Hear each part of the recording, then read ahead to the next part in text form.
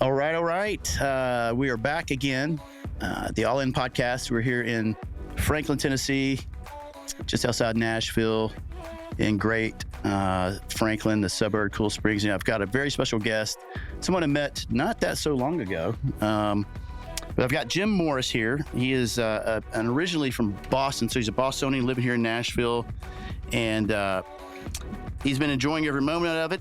He's an entrepreneur, a speaker, a real estate investor, a real estate agent. He's an investor and an owner of an event company that I'm aware of called Impact Social Events. We're going to talk about that. His main mantra is relating to all aspects of life, how to plan for your future. So we're going to talk about what it means to be all in on planning today. Jim is big in planning. So whether it's health, marriage, parenting, social engagement, or wealth, he's always planning for his future by the decisions he makes today. Or decision made today. So he believes in decision-making growth tactics occur through mindset, which he and I talk a lot about, goal setting, accountability, clarity, and relationships. And Jim is often the person who zags when others are zigging because of his futuristic outlook and his passion for utilizing data and analytics for informed decisions. He's got a big conference coming up that we'll talk about. So we want to welcome Jim Morris today. Jim, welcome. Thanks for coming. Thanks, Mark. I appreciate the opportunity to have another great conversation with you, as we always do, and hopefully educate and help some people out there listen to the All In podcast. Well, first, let's talk about your new pop. Yes, brand new dad. Yes, like first one. Yep. How's that going? Amazing. A month and 2 days old as of today. Oh wow, little girl. And, we're trying to figure it all out, right? A lot of things going on, a lot of things I want to do in my business, my wife's business. So you bring in the little baby and it's time to throw it all out the door and re-strategize and replan. Yeah. Yeah. Now, how long you guys been here? You're from Boston? From Boston. Red Sox fans, the whole 9 yards. Yep. So tell everybody how you came here. Yeah. So I've been here coming up on 5 years from Boston. And when I moved here, I didn't know anything about Nashville or Tennessee. I didn't know anybody here. I have no family here. I didn't like country music at the time. And I just took a risk. I needed some change. So I've absolutely fallen in love with Nashville. It's going to be home for a while. And I'm looking forward to make 5 into, 105. Meaning I'll live to almost 150. You miss Boston at all? I do. What do you miss about it? I lived right in the city for a while, right outside of Fenway Park. So obviously we've got the sounds and minor league baseball here, but I do miss the park. I do miss the MLB, the walkability. Boston's just so unique. Yeah. And the food scene's amazing. Fantastic. Now Nashville's getting there on food. Yeah. But Boston food is pretty awesome. And as you know, I love my chowder and my lobster. So So you don't miss the snow? I don't miss the snow. Yeah. I can always fly back and snowboard when I need to, so.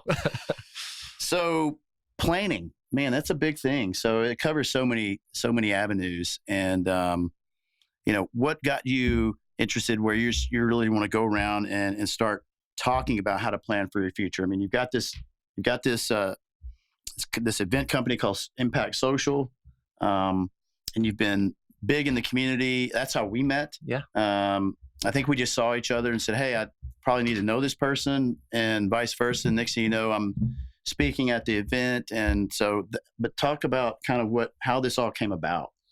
So I guess it really derives from moving to Nashville, right? So coming from Boston to Nashville, north to south, a lot of changes, a lot of differences. And the plan went sideways. I worked for a company here. It wasn't a great fit. I ended up starting other companies and selling a company, but I had to have a plan in order to get here, and that plan went sideways. So how do you plan a little bit more diligently, use some more data analytics, to make the right decision, but also have a backup plan? And that backup plan was real estate. And as we were talking about earlier today, real estate has been very generous to me and my family. So, having that backup plan, A, B, and C allowed me to be in a great position even when things didn't go the right way, especially on that first plan. Yeah. And how's it going so far? You really like good. It? Yeah. I love it. Jamming, I love it. Things you got are a lot good. of stuff going, man. And I'm good. super proud of you and proud for you, especially when you have your first child. I mean, Now that's got to be a good feeling when you know things are moving in the right direction. Right at the same time, you bring someone in the world. Yeah. I didn't think I'd get married, and I didn't think I'd have children. And here I am today, in probably the best part of my life, I would say. I think 2022 is currently the best year of my life so far. So very excited about that. Well, that's awesome. Yeah. So what could 23 be better to even top that? Like, you got some stuff coming up, which we can talk about. We can have to talk about it now, but like Impact, you've got some other things going, but what's coming up in 2023 that you're excited about?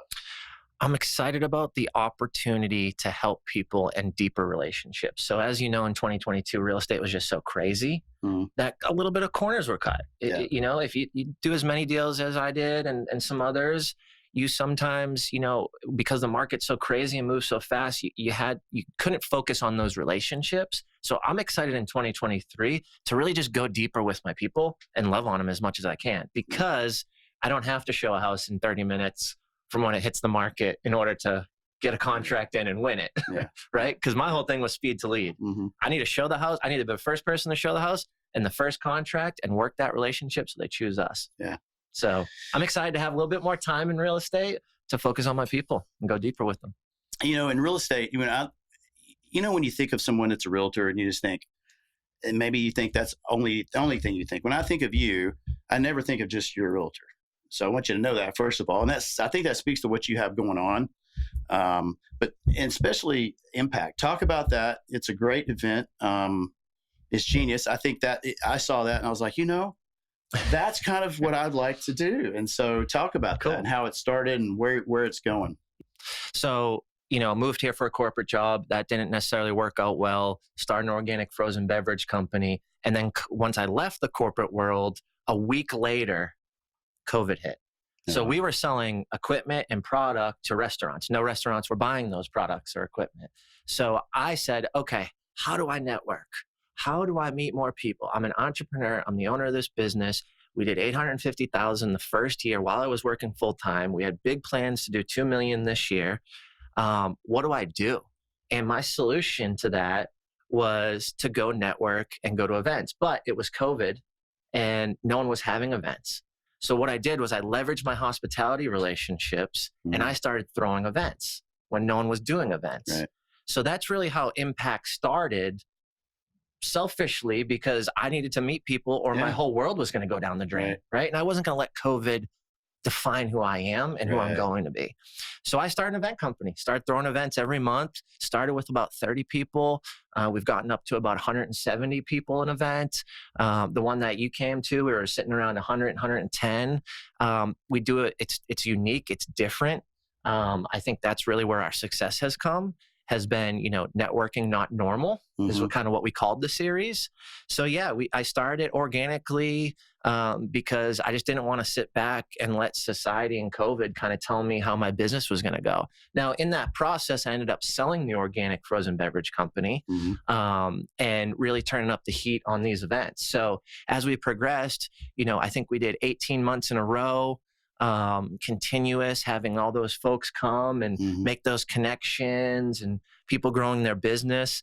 And then as we move into this year, we're transitioning to kind of 4 big events, a mastermind kind of boot camp, and then a large conference in October of 2023, about 500 people. Now, I know this for a fact, but putting on events, that takes planning. Yes. Right? And a lot of it. You can't do it all yourself, can you? No. I got a small team. Janelle on my team is absolutely amazing. She helps out with the marketing. Right back here. And plus these fine folks I've got here. These folks who are videoing this, Eugene and Heather, they're absolutely amazing.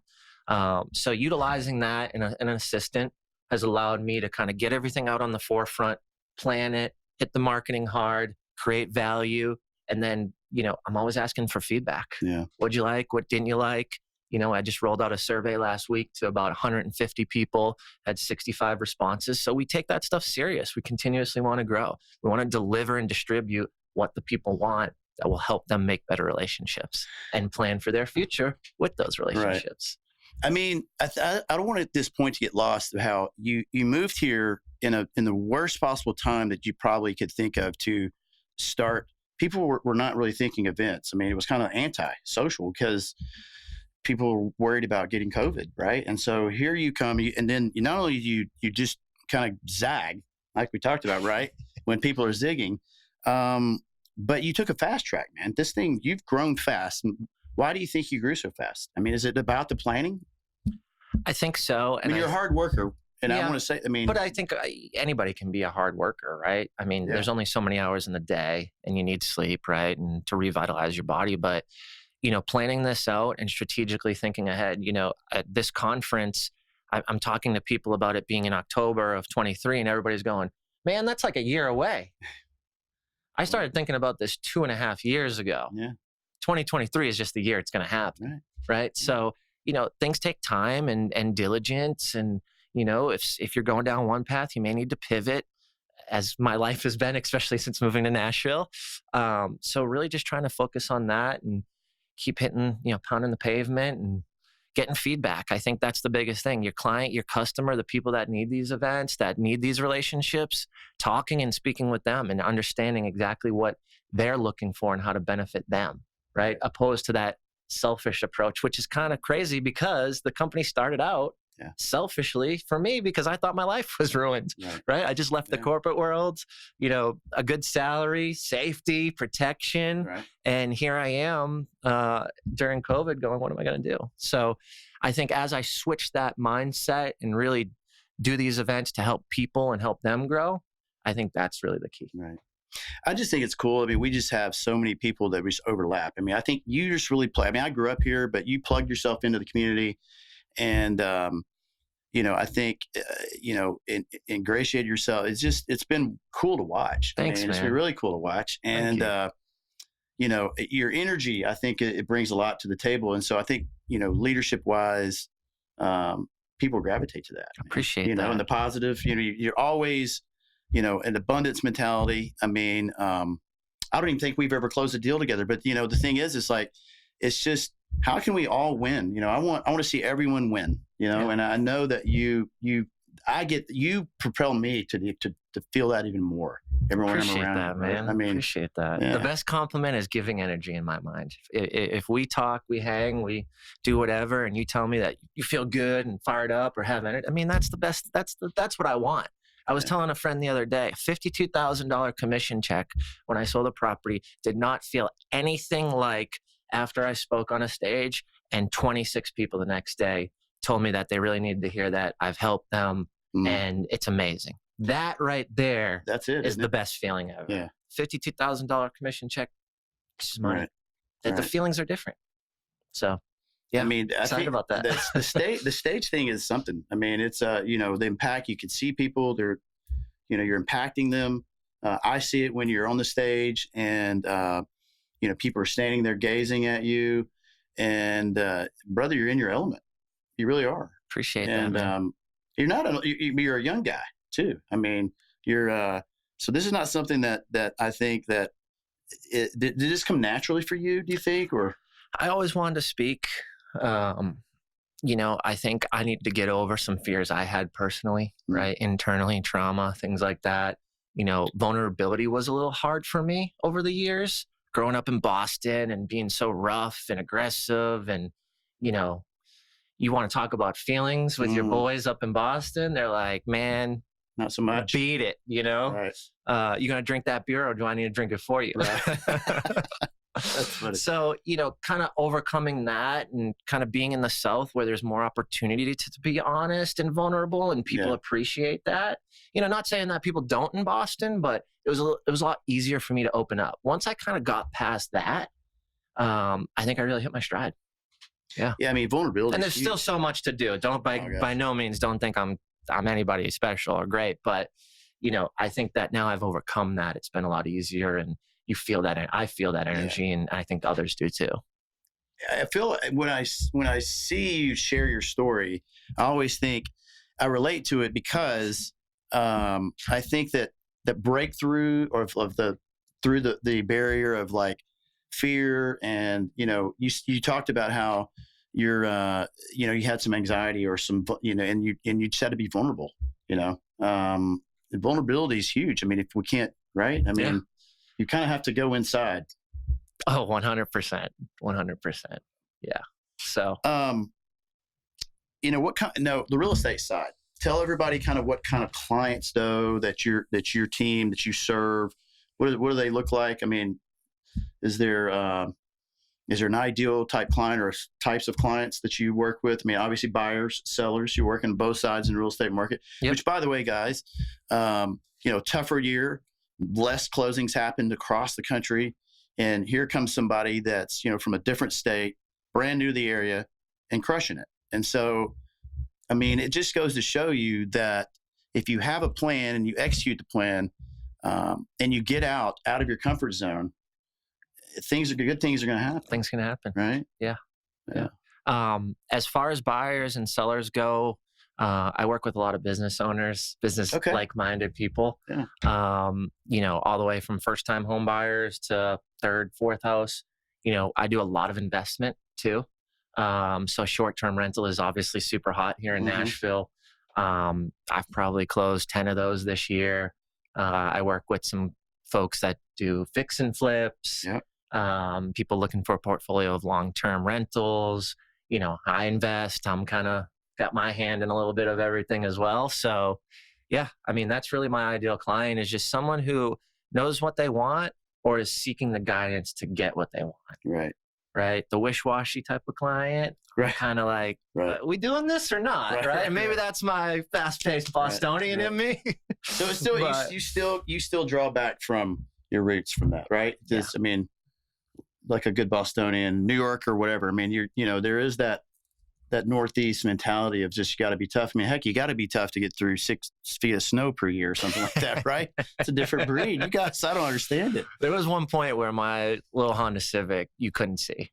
The snow was so high. How would you show homes? Over it. How would you? I mean, like, if you were a realtor there, how do people? That's what I always. Man, you got to buy a truck, 4-wheel drive, baby. I love no those excuses. Pictures. I love those pictures where they show people when they open the front door and there's snow like halfway up. It's like, all right, hey, we're gonna go in and see this one. It's like, oh, I guess we're not. So that's what. So Impact, talk about that, man. What's coming up with that? You've got a few things. Yeah, so we've got an event in March. It's going to be pretty big. We're going to have a couple speakers, do a little education piece, bring in some new partnerships and activations. As we progress in 2023, we're really, really trying to build partnerships and really help some small business, especially local here. That's kind of one of the biggest pieces that I love about this, because being the entrepreneur, leaving the corporate world, buying a company, growing it, selling it. Yeah. I owned a consulting company. I own an event company, right? So all those changes are exciting. And I think if I can help the local entrepreneur business community and give them a stage, or bring the audience for them, it'll help grow their businesses as well. Right. And then you pick cool venues too. Like right now you're looking for perhaps a venue. So if someone's out there listening. Yeah. We're always interested in, you got to have 175 people. You got to have a decent spot for them to be able to meet, right? Yeah. But I think that too, right? Like, when we first started, my whole goal was, okay, if something opened in the last 3 months, we're doing the event there. So I was because we didn't have the marketing and I didn't have the team yet, right. I was like, let me jump on the back of the venue. Right. And it worked out well, because I'm like, oh, I don't really know Impact and I don't really know Jim, but the W Hotel opened last month and we're going to an event there. Okay, I'm there.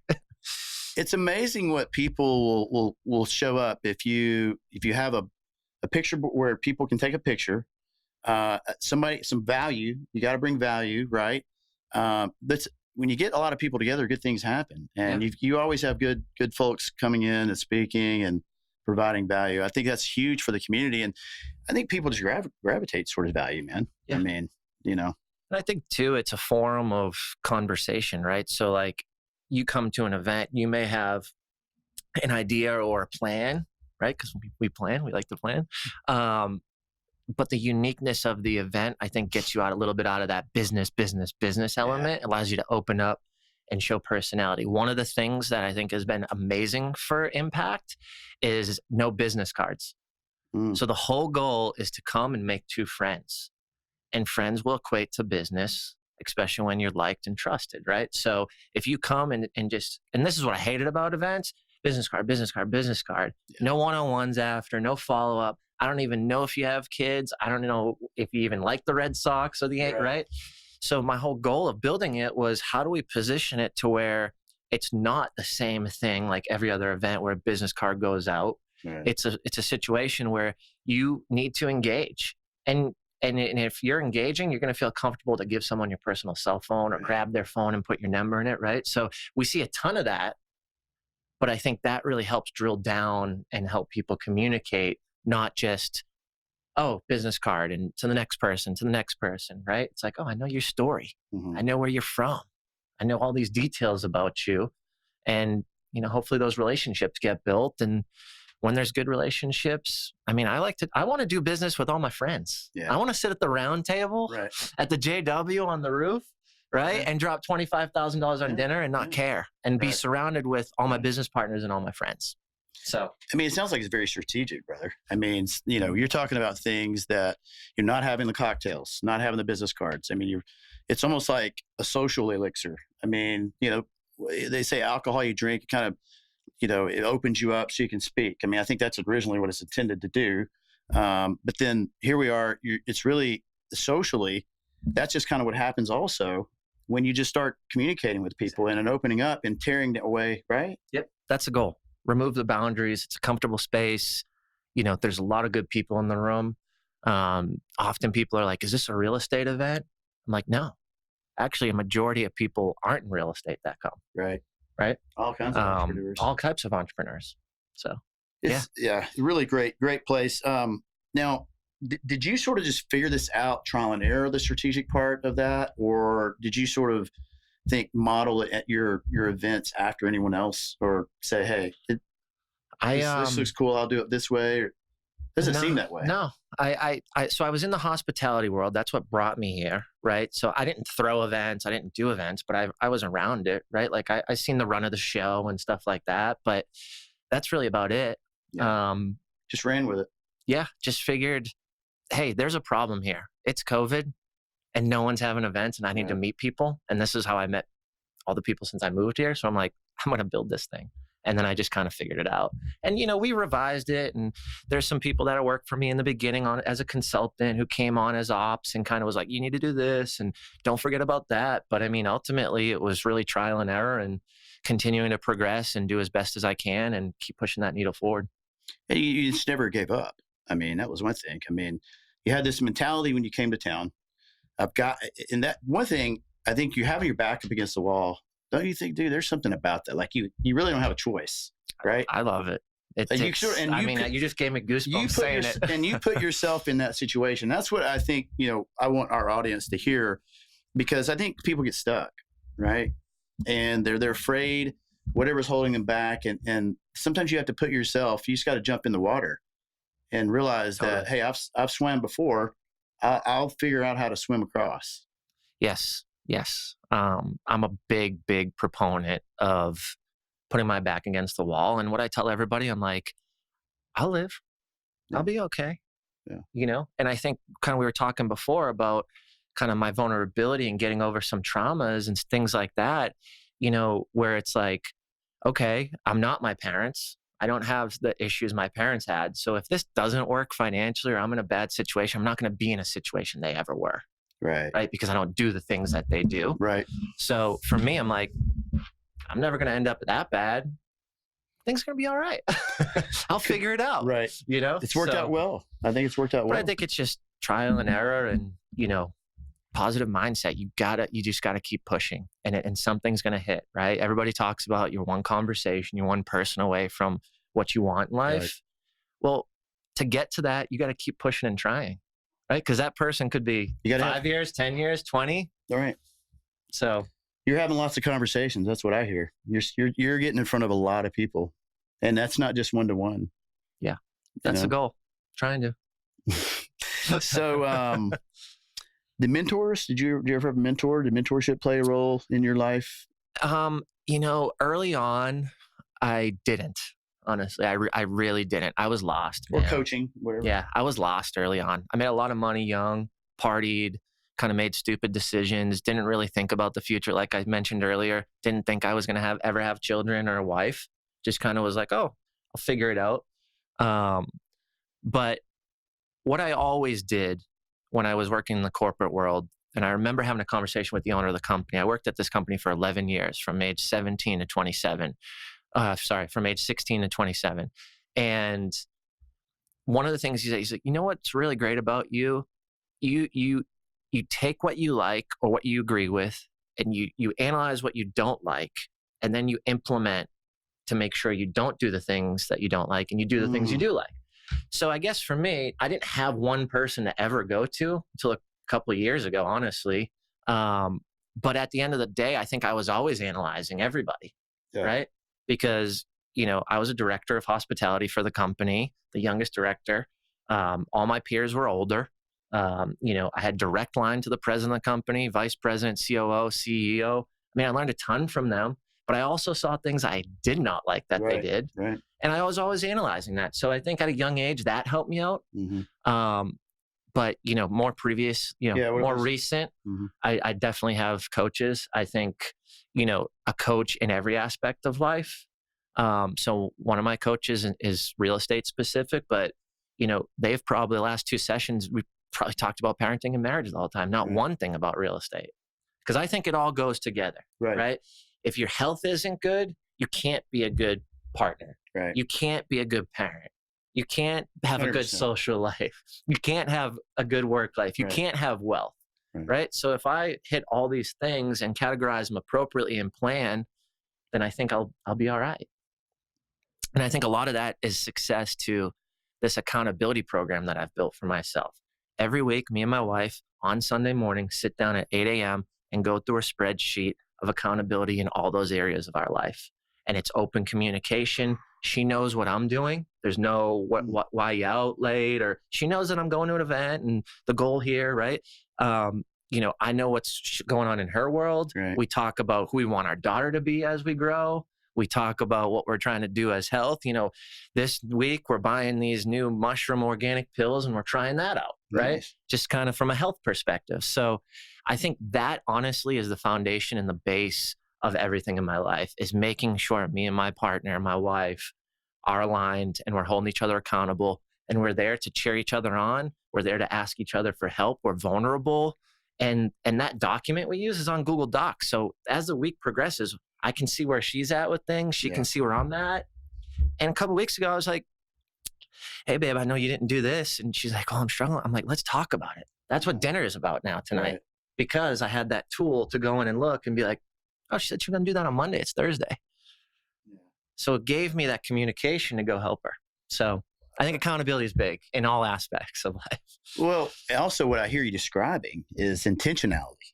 I mean, you're very intentional with what you're doing. I mean, that's powerful, man, for people to hear when you're setting up a time at 8 a.m. with your wife on Sunday mornings to go through, what life, let's go through this week. And I think when I see healthy marriages, I think of Albert Preciado out in California and his wife. They meet together. They'll go to the spa together, and they'll go through. It's like a date day almost. Yep. And they make time for that. I mean, they're multimillionaires and all this, but it doesn't matter because they're intentional, because they realize that foundation, if that's not there, the whole house crumbles, as we know in real estate. Yeah. And, like you said, the health thing too, you've got to be, you can't just hope, what do they call it? Hopium. You can't just hope things are going to work out. Right. Yeah. I love that one. I'm like, what? But yeah, in my personal opinion, the 1 a week date night isn't enough. Yeah. It's just not enough. Yeah. So if I can do an accountability meeting every Sunday, get ready for the week, plan, be intentional, do the date night once a week, right? That way this is a little bit more focused and dialed in. The date night's a little bit more fun and entertainment. I think our marriage will be all right. I hope so. It's still new. Awesome. Yeah, you guys haven't been married that long, huh? Since July. Wow. Man, I take action. I met her a year and 3 months ago. We got engaged after 5, we dated after 2, engaged after 5, So are you listening? Are you guys out there? If you're listening, I mean, I'm so glad you said that word action, because what you did is you take massive action, but you also take imperfect action. What is taking imperfect action? When you hear that, what does that mean to you? It means go do it and don't let paralysis analysis analysis, paralysis. Yeah. So paralysis by analysis, We know, yeah. right? So I don't have everything figured out. I did a post on Facebook a couple weeks ago, basically saying like, hey, I don't have all the answers. I hope everybody loved my event, yada, yada, yada. And at the end of the day, I'm trying. If you've got any education, any advice, right? I'm willing to listen. I love it. I don't think I'm better than anybody. I want to grow, but like, just so everybody knows, I'm trying, right? Because there are a lot of people who are like, oh, I couldn't find the event because the venue, they couldn't get up to the room and all that. Kind of some negative comments from a feedback standpoint, which is great because it helps me grow. But I'm like, man, I'm trying, like I got a lot going on right now, right? I got married, I got the baby, the pregnant wife, I own an event company, I still transact real estate, 56 transactions last year, 33 this year. So yeah, I'm just trying, man, and growing. Yeah, massive action. I think that's just the key, brother. I mean, so many times people get stuck. I'm just so encouraged when I see someone like yourself, young, moving across the country and, starting something new, but really at the bottom core of it, you said, I'm going to make a plan as best that I can. Yep. I'm going to take some massive action. And with that comes this mindset of like abundance. Like, I'm just not going to, something good's going to happen. Right. Yeah. And you're going to learn along the way. I mean, when you hear the word failure, because I don't know that I've ever heard you say that word. So I wonder, does it have a meaning to you? And what does it, because it means different things to different people, I think. I think so for me, failure, if you learned, you don't fail. Right. So I think there's a difference. There's failure and there's fear. Yeah. I like fear. Right. And it drives me and it motivates me and it gets me up in the morning. Right. This 500 person conference, I'm front loading this with all my personal money. This is a huge risk. It's every dollar I have, every credit card will be maxed out to get this thing off the ground and go for this year. Right. That's fear. Put me in the corner. That's a healthy fear. That's a healthy fear. I'm going to use that to motivate. I'm going to use that to go pound the sand. I'm going to use that to go, my goal is to see 250 companies in Q1 of next year and sign up groups for this conference because I think it can help sales teams. I think it can help leadership teams, management teams, executive teams. Yeah. So I'm going to pound the pavement and make it happen. And if it doesn't, I learned that tactic didn't work. So guess what I'm going to do? I'm going to pivot and transition. Maybe it is in companies. Maybe I go talk to 250 churches. Yeah. Right. I don't know.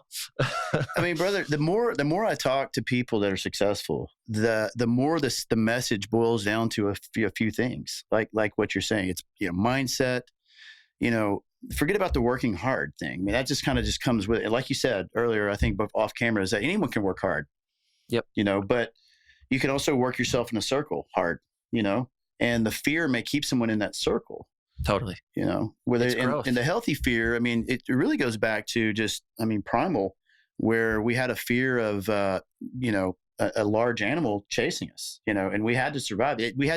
That had to propel us to either do something. Yes. Either the fear is going to make you figure out a way to kill the animal and eat the animal, or hide from the animal, or build something to protect yourself from the animal, but not go into a cave and just never come out. Yeah.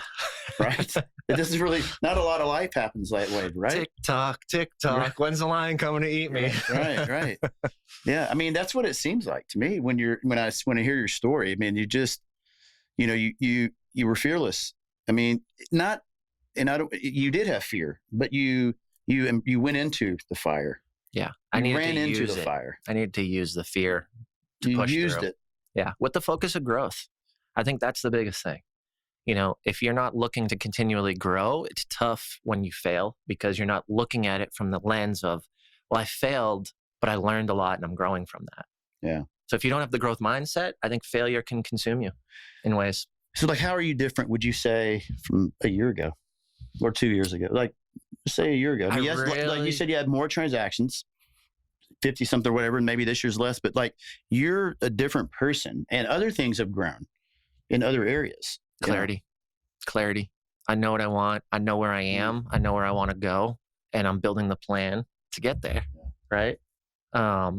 And I think for a long time, I didn't want to make the hard decision of this is where I want to go.